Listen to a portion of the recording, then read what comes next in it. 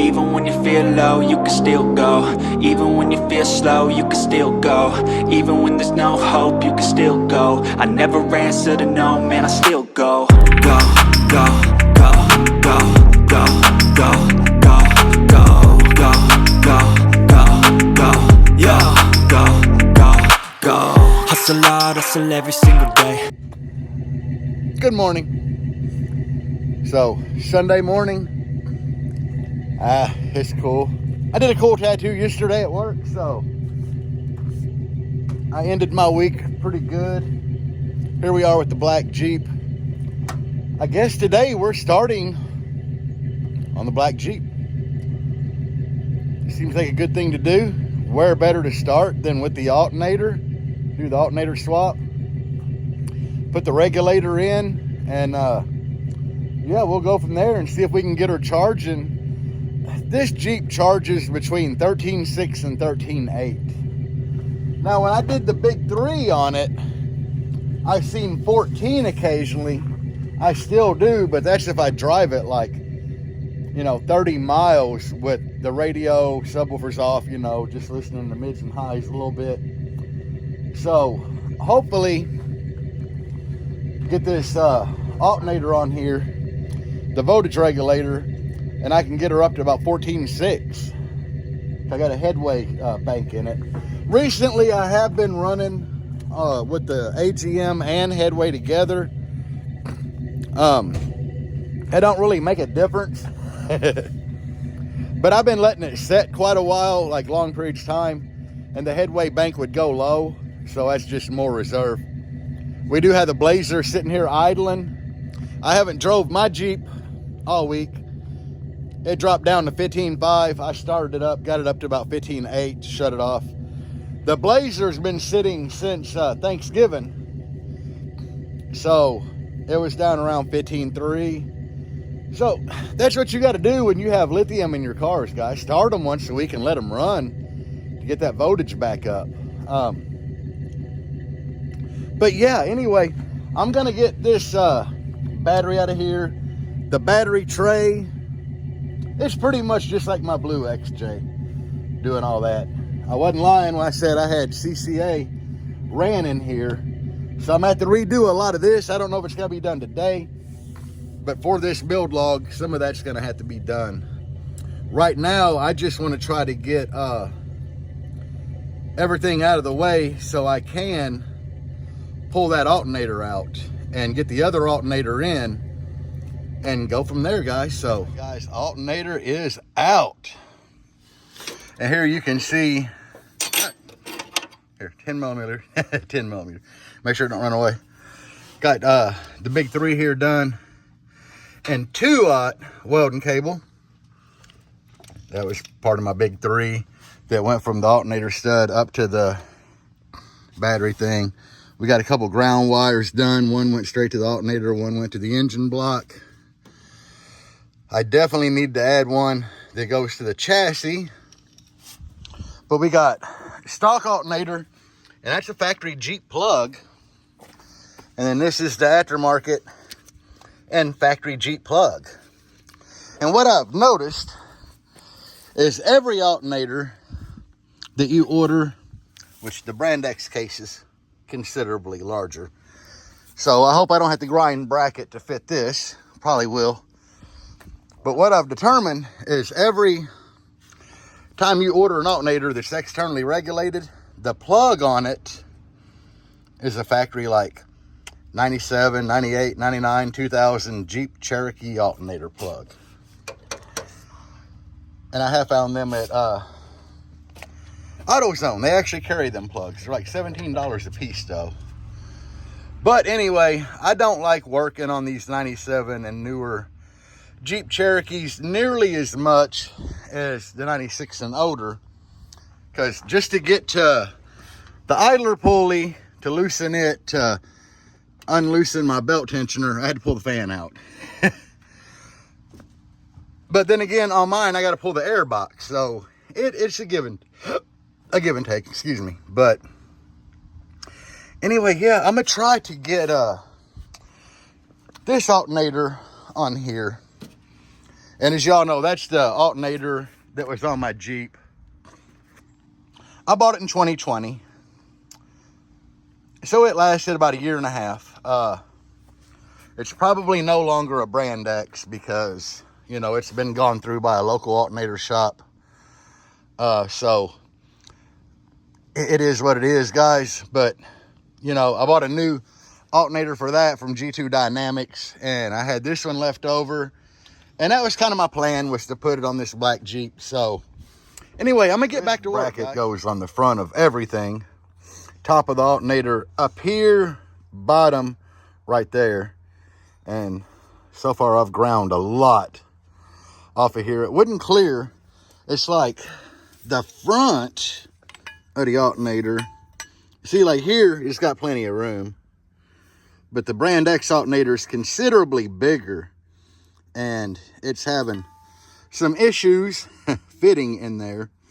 And I just kind of marked it under there. It seemed like up here was okay, but down here, if you can see my finger wiggling, there we go, down here was the problem. So this part's a pain in the butt because it definitely goes on the front. So basically I got to stick this back in there, put the top bolt in, and then see if I can get the bottom bolts in here and in the aluminum bracket on there. And if it don't, I got to pull it back out if everything won't sit flush, and I got to do some more grinding on it. And yeah, this is a long process. Miraculously, this alternator was supposed to be a direct fit. I had, on my Jeep there, I had that one really big alternator on there, my temporary alternator from eBay. And I had to actually grind into this aluminum bracket and 2 little bumps on the block to get it to fit. Now this one did fit better, but I noticed when I put that alternator on my blue Jeep that it would have had clearance problems if I hadn't already done all this. So it is what it is. I kind of expected it going into this Jeep here. It's a pain in the butt, guys. It is. Like, you know, it's supposed to be a direct replacement, but it's not. Anytime you get into a bigger alternator, it seems like there's only some modification you got to do. Alternator in. We got the belt tightened up. And even though it had a lot smaller pulley, one thing I do love about the Jeeps, Cherokees, I think even some of the newer Grand Cherokees, look at that big slot there. You can kind of see a bubble here where that idler pulley was at, and it pulled up. There's still a good distance between it. Got the belt nice and tight. So they don't have that old antique idler pulley, that tensioner, you know, that does this shit. One thing I love about Jeep, because with that smaller pulley, on most other vehicles, you got to go out and buy a shorter belt and everything, and they give you a ton of adjustment on these things.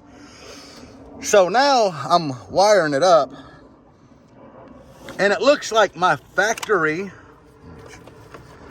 my little factory power wire that runs down to the back of the alternator stud for positive, it's looking definitely like it ain't going to go on the alternator stud, because that one's got a 5/16 stud. The old factory one here, you know, it's got this itty bitty guy.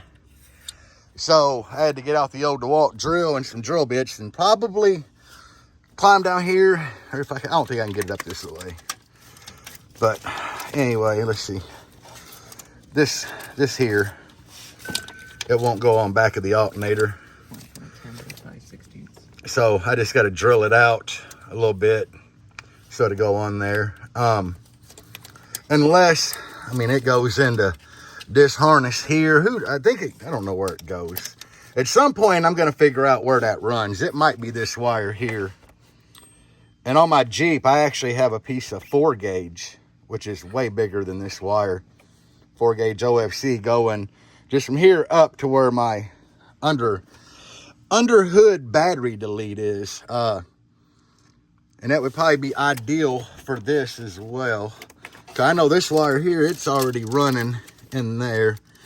Going down, I guarantee it's that wire there. But anyway, for now, I'm just going to drill it and put it on the back. But guys, it took a lot of grinding on that bracket to get that alternator to fit in there.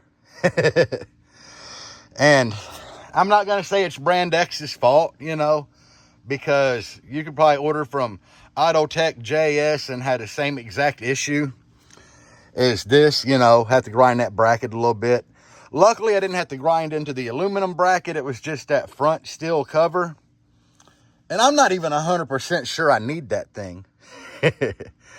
But it does stiffen the alternator to the engine block rather than just this bracket here. I've definitely noticed that because this bolts to the side of the engine block and that steel bracket bolts to the front timing cover bolts. So I'd imagine it's just to keep it stiffer. You could probably run without it. I chose not to. But anyway, guys, man, if I can do this with one hand. So right now I got it on voltage. We're automatically charging up to 14.1. Like, I don't have a voltage regulator on it yet. This is just stock cheap. So 14.1, that's way higher than it was charging before. So let me turn this up to clamp. And just sitting here idling, we're putting out 50 amp. These just go for multimeter. And it's saying negative 50 because I got it on backward, but we can do it like this. Oh, still negative. All right, here we go. Why is it still showing negative? I don't know. There's something wrong. Something just happened. Okay. All right, charging at 46. And I don't know why it's saying negative. No matter which way I put this bad boy, it's showing. I don't know. But anyway, that's proper. I mean, it's charging. The voltmeter inside of it already went up like way higher than it normally does. The belt seems good. I'm happy. You know, I'm just on the headway in the back right now. I got this unhooked.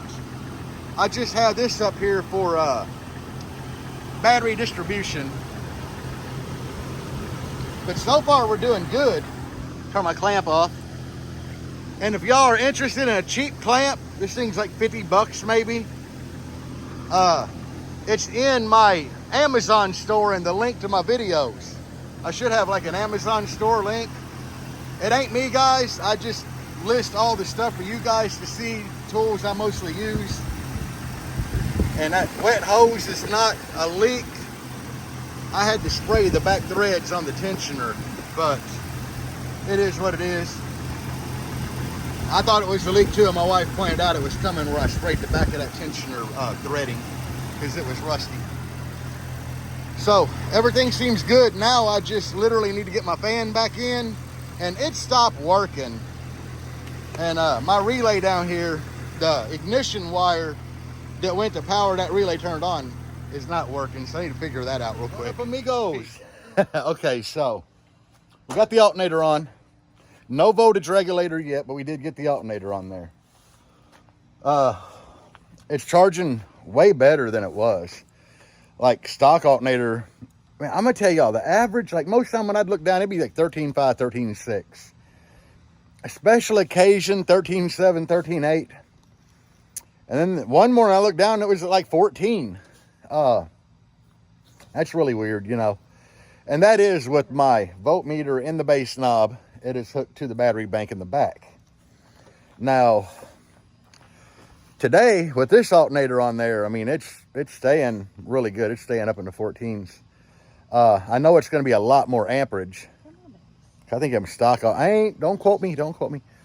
I'm pretty sure like the stock amperage alternator for this Jeep is like 60, 70 amps at best. So having a 320 on here is definitely going to change things a lot. That smaller pulley is definitely going to help a lot. So yeah, I'm pretty excited about it. Because it's just the start of doing the build on this. I did go ahead and get in there and I got my electric fan up here working. If you have a Jeep Cherokee, I'm gonna tell y'all off top, one of the best things you can do is take them fan wires and run them through a toggle switch and relay. My Jeep, it ran warm like all the time. It would run up over that 210 mark. And I didn't like it. I wasn't happy with it.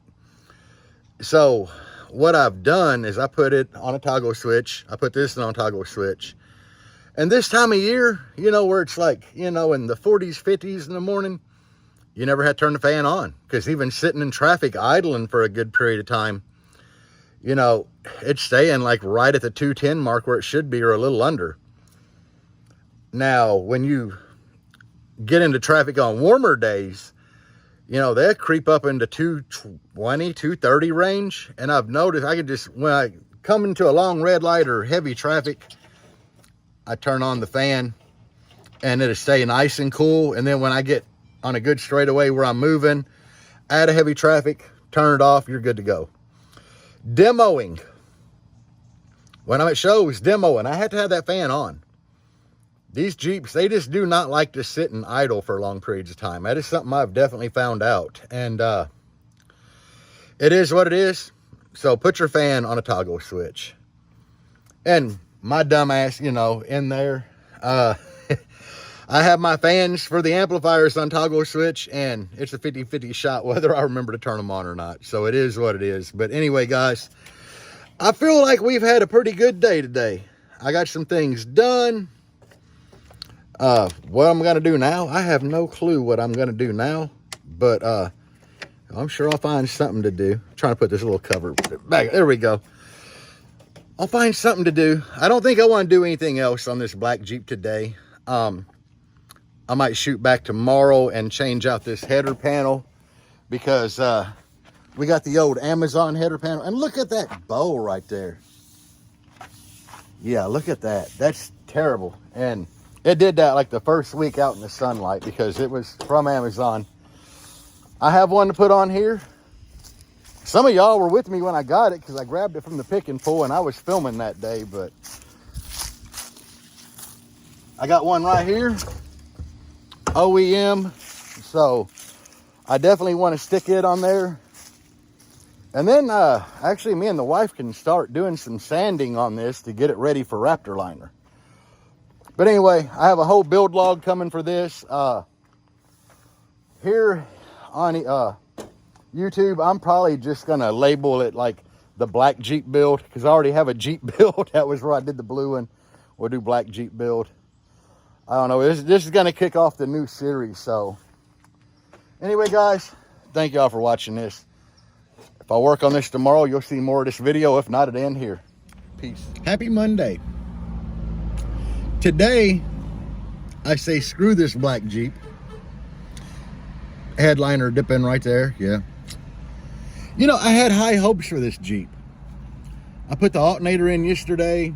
It's been staying between like 14.2 and 14.4. Just on the headway, nothing else. Playing the radio in here. Turn it up, no voltage drop like it used to have. And my heater in here. You know, the heaters never worked really in this Jeep. I thought it was the blend door. I was going to take the dash apart and all that to fix the blend door. But yesterday, had it running. I felt my heater hoses. One was hot, one was cold. So I flushed the heater core out. We drove it last night, man. The voltage was good. The heat was working great. I'm like, yeah, this Jeep's really awesome. So I'm here at Dunkin' Donuts.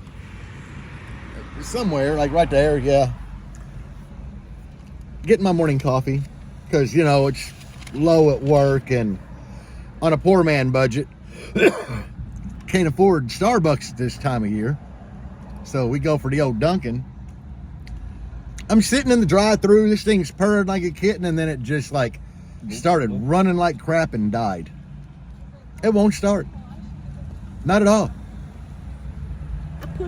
I thought the fuel pump might have went out, but I got too much pressure spraying out the Schrader valve. So I'm thinking the damn crank position sensor went out on me. I don't know. I got to get it home to even test what's wrong with it. But the whole point is, now I'm having to pay a tow truck to take the damn thing home. Yeah. Screw this Jeep. God, it sucks. I guess that's part of having a YouTube channel, is everything going wrong makes it more entertaining for you guys. Makes it suck for us, but more entertaining for you guys. Lets everybody know that we're just like you. Yeah, and Deb's over here like, it lets everybody know we're just like you guys. Yep, we are just like you. Trials, tribulations. We had shit go wrong too. And it really sucks, like, living here, we don't have no family or nothing here. A handful of friends, and they're all at work. So there's nobody to come rescue us, because I was like, man, if I could just find a ride home, get her car, my bag of tools, we'd go to AutoZone, buy a crank position sensor. I'm white trash enough to lay under this Jeep and put it in right here in the parking lot. I mean, I'm that white trash enough. But nope. Nope. And all of our friends don't, like, we don't have no friends live in our immediate area of North Myrtle. They're all like toward Merle's Inlet, you know, South Side and all that, where it's like, you know, they're 30 miles away. So the 85 it's cost me for a tow truck, it would damn near cost them in gas to come get us, you know. So moral of the story this morning is, I'm sitting here in Dunkin' Donuts. Embarrassing is that we had to push the car from the drive-through window into a parking spot. This is the second time I've done this. Yeah. And the wife's, it's the second time you've done this here, right? Yes. At this exact Dunkin'. Because years and years ago, she had a Dodge Ram pickup and the fuel pump went out on it in that drive-through at the window. Just like happened to me today. I hope it ain't the fuel pump in here, but I don't think it is, because I'll know when I get home and crank it over and test for spark whether or not it's the actual fuel pump, but I'm almost certain it's the crank position sensor. If it is crank position sensor, good luck. I can grab one of them bad boys at AutoZone and stick it in here in about 10 minutes. I've got great at changing them. I've just never had one go out. I know a lot of people at Jeep Cherokee say they go out, like, you know, all the time. I've never had one go out before. So I can change them. You know, I've changed them after, like, changing a motor and you crack one or something, but I've pulled them at the junkyard and everything. But anyway, yeah, guys, I'm back. It's Monday, and it's not good.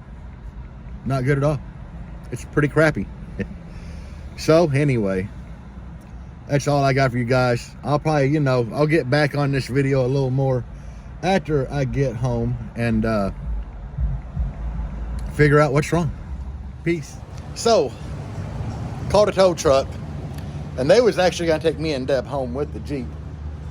And they were on their way here, and they called back and said that somebody pulled out in front of the tow truck, and it got totaled out coming to get us. So, I'm waiting on an Uber. And then I'm going to go home, get the wife's car, tools, crank position sensor, which I think that's what it is, and come back and start over trying to fix it here in the parking lot. Like I said, I'm white trash enough to do this. So yeah, that's how my day's going so far though, guys. Terrible. What up, guys? So I got a crank position sensor. I think I told y'all, you know, my wrecker, the tow truck that was coming to get me and Deb, they were in a wreck. So the tow truck at that point needed a tow truck. We found another tow truck. They wasn't gonna take us home. Like the first tow truck, he's like, yeah, you got a club cab, you can ride with me. The second company's like, no, insurance don't cover it, or so, I don't know. But anyway, so we had to get an Uber regardless. So I told the tow truck, like, forget it. So we got an Uber, got home, and God, the Uber driver he kept talking and talking and talking. Even when he pulled up at our driveway, he just wouldn't shut up. Kept me out there 10 minutes. Yeah, if you're an Uber driver, don't do that, please. Yeah, there's no need for that. Like, shut up and drive. That's what we're paying you to do. Hold on, I'm trying to get my seatbelt on so it'll quit going ding, ding, ding. Ah, okay, I did that with one hand. Congratulate me. Come on, say something nice, you know, at least, like. But anyway, so that's that. Yes, we got home. I grabbed my bag of tools. This thing was hard to find because every parts store I went to pretty much didn't have it. Luckily, though, I did find it at an O'Reilly's, which usually I'm an AutoZone man. Just because I have a commercial account at AutoZone under my LLC. So I get a price break, but there was no price break on this anyway. With my LLC, it was same price at O'Reilly's. So anyway, we're heading back. I've already went back to the car and checked for spark because I needed a screwdriver or something, putting a plug wire, coil wire, to see if I had spark. I indeed do not have spark. So normally all them signs point to a crank position sensor. Because if it goes bad, you won't have injector pulse and you won't have spark. I don't have spark. So I'm thinking it might be bad. I mean, that's like the most common thing on a Jeep Cherokee to go bad. If this ain't it, then I'm gonna have it towed home. Because at that point, I don't know what the hell it is. And I'm pretty assured it had nothing to do with what I did with the alternator yesterday, because we drove it last night and it was fine. Some people in the XJ group on Facebook, they were saying that when their crank position sensor went out, the vehicle was getting hard to start and stuff like that. And for months, this thing has been like, like you had to crank it quite a while. Sometime, not all the time, sometime. You got to crank the shit out of it to get it to start. So I'm hoping that's what it is and it fixes some more trouble. Because right now I'm down on the black Jeep. I'm like, screw that black Jeep. Which, you know me, I'm a Jeep person. I like Jeeps anyway. But, I mean, not when they leave me stranded. And lo and behold, I've never really had a Jeep leave me stranded. It's that Duncan. Usually, like, I will say Jeeps hate drive-thrus. Like, that Jeep hates drive-thrus. My blue Jeep hates drive-thrus. Like, my wife is the drive-thru-inest person on the planet, and I'm one of the people who's like, I want to go in, you know. But one time we took my damn blue Jeep through Dunkin' Donuts drive-thru, and it had been running great all day. While in the drive-thru, it starts rattling really bad. We get our coffee, pull over the side of the building. The idler pulley for the serpentine belt was like wobbling back and forth like this. And I still drove it like 20 miles to AutoZone to get an idler pulley and home and change it. But yeah, I don't like drive-thrus, and apparently Jeeps don't like drive-thrus, or mine don't. But anyway, guys, I'll give you an update because we're headed back to the Jeep now, and I got my tool bag and I forgot a flashlight, but I'll figure it out. So I'm gonna try to put this thing in the parking lot. Good thing about having a lifted four-wheel drive vehicle is you can just crawl right under them without a jack. That helps things a lot. All right, guys, guys. So today ends sadly. It's already like 1:30. I've been at this for 3 hours, so I put the new crank position sensor in, still no start. I'm gonna have to buy me one of them gauges that you screw to the Schrader valve to test fuel pressure. Because I put the crank position sensor in, got it in relatively easy. About died doing it because, man, as soon as I laid down under the vehicle on the ground, phlegm started running out of my sinuses in my throat, and I felt like I had died under there. I hate it when that happens. But anyway, here I am, headed home without the Jeep. But I did find a tow company that were only like $75. They're like, but it's gonna take us an hour to get to it. I don't care. I told the guy, I'm like, here's where I left the key. Get it whenever you can, bring it home. So apparently it's the fuel pump. I had tested it earlier and it seemed like it had a lot of pressure when you put Schrader valve in. I mean, it was spraying all the way across the vehicle. So after we cranked on today, I pushed the Schrader valve in and gas just trickled out of it. So I held the Schrader valve in and had the wife cycle the key and crank it, and it just got to where it was barely like running out. So yeah, we lost the fuel pump. Or fuel pump relay. I don't know. I do not know. We're gonna have to test this theory. But either way,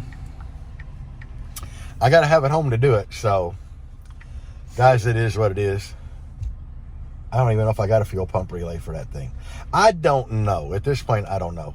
And see, the problem is, remember earlier in this video when I was working on the alternator and I said, I really like the 96 and older Cherokees a hell of a lot more than the 97 and newer.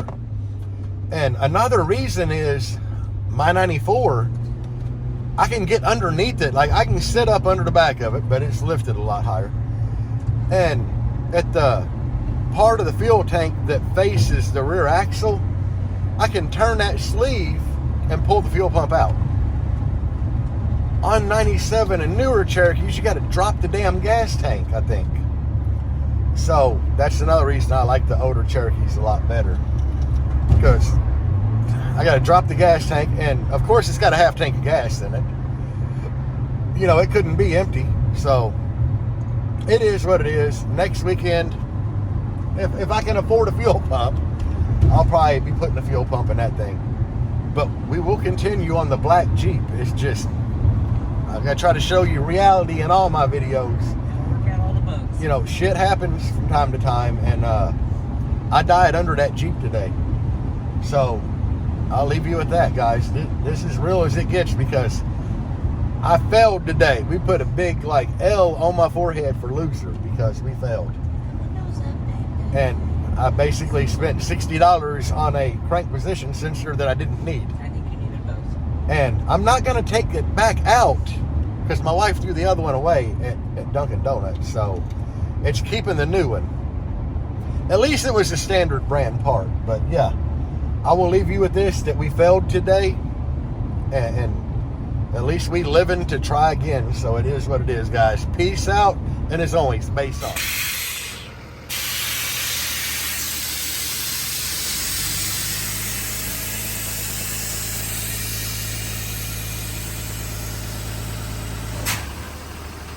Well, we got it towed. Alright guys, so this is how the day ends. The black Jeep, I said it's a project, and it is coming home on a wrecker. Yeah, so it's sad, but that's how the day ends. So she home now, and hopefully next weekend on this YouTube vlog about this black Jeep, she gonna get some, hopefully she'll be running again next weekend. I don't know at this point, but this is where I leave you guys. Even when you feel low, you can still go. Even when you feel slow, you can still go. Even when there's no hope, you can still go. I never answer to no man.